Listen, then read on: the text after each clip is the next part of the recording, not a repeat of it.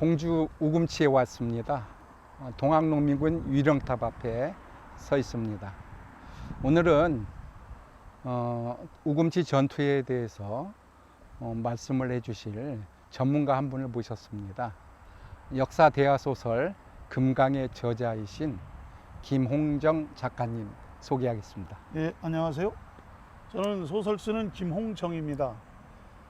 또한 공주에서 지금까지 살고 있는 공주 지역의 작가이기도 합니다.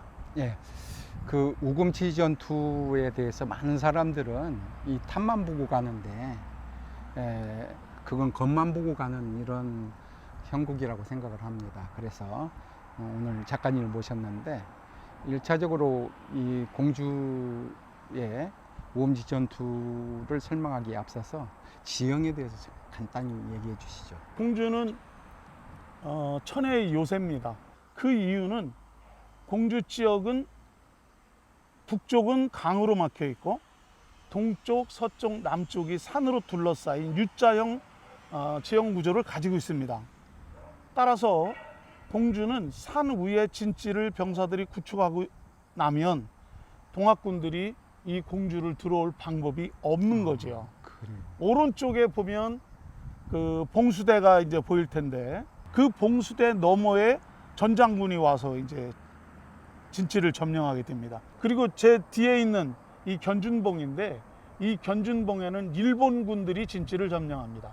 경기관총으로 무장을 한 상태에서 죽창을 들고 오는 동학군들을 맞아 싸우게 되는 거죠. 그 다음에 왼쪽 서쪽에 보이는 산은 봉황산인데요. 봉황산 아래에 충청도 가명이 있습니다.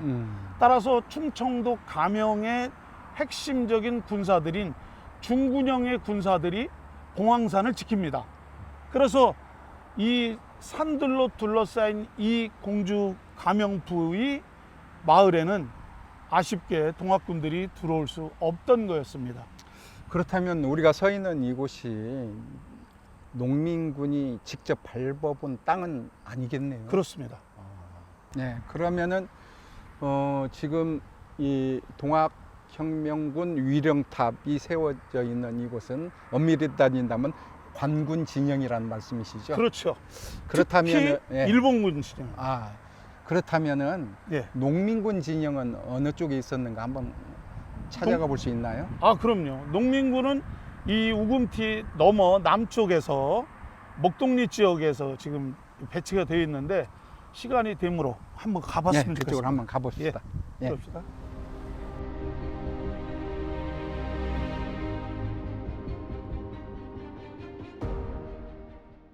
자, 우금치 전투가 어떻게 전개됐는가에 대해서 한번 말씀해 주시죠.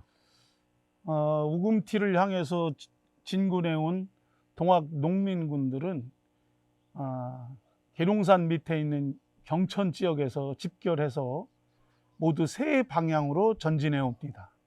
하나는 금남대로가 있는 옛부터 조성된 길을 따라서 행진을 했고요. 또 한 그 제대는 왼쪽에 있는 그 길을 산과 산 사이에 길을 따라서 전진해 옵니다. 또 한 팀은 금강 쪽으로 나가가지고 그 금강을 타고서 올라옵니다. 이 세 제대가 모두 집결해서 왜군과 관군에 부닥치는 그 전투 지역이 바로 이곳 목골 지역이 되겠습니다. 순무 선봉진 등록이라는 자료를 보면은 관군 대장 이규태가 이야기하기를 저들은 도대체 계속 죽이고 죽여도 계속 진격해 오는데 어떤 의리에서 나온 것이고 어떤 담력에서 나온 것인지 그것만 생각한다면 뼈가 떨리고 마음이 서늘하다라고 토로할 정도였습니다. 또 그 전봉준 공초에서는 전봉 장군이 두 차례 접전을 한 후에 만여 명을 세어보니까 3,000명으로 줄었고 다시 두 차례 전투하고 돌아와서 보니까 500명으로 줄었다 할 정도로 동학군이 크게 패한 곳이 바로 이곳이라고 말할 수가 있겠네요. 예, 그렇습니다. 근데 실제로 그 전투라고 하는 것은 그 전투를 벌이고 있는 피아가 대등한 화력을 가지고 있을 때 전투가 이루어지는 건데, 관군들은 견고하게 구축되어 있는 진지를 중심으로 해서 아주 그리고 강력한 무기를 가지고 있었고, 동학군은 겨우 가지고 있는 것이 화승총과 주창이었죠. 치열한 전투가 아니라 엄밀하게 말한다면 무자비한 학살인 거죠.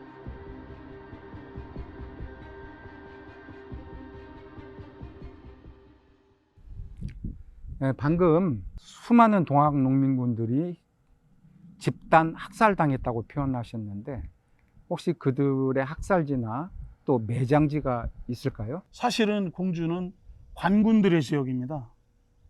그래서 외부에서 몰려온 동학군들이 여기서 숱하게 죽어 나갔지만, 그 당시에 공주 관내에 살고 있는 대부분의 사람들은 동학군을 비도라고 지칭했습니다. 따라서 그네들에 대한 예의나 어떤 연민이나 이런 거는 없었던 거죠. 그래서 무자비하게 죽여서 갖다가 파묻지도 아니하고 작은 둔봉 이런 곳에서 던져 넣어가지고 희생을 했던 곳이 있습니다. 그 이후로 동네 사람들은 송장뱀이라고 부르는데, 한번 가서 현장에서 조금 더 얘기를 해보면 좋겠습니다. 예.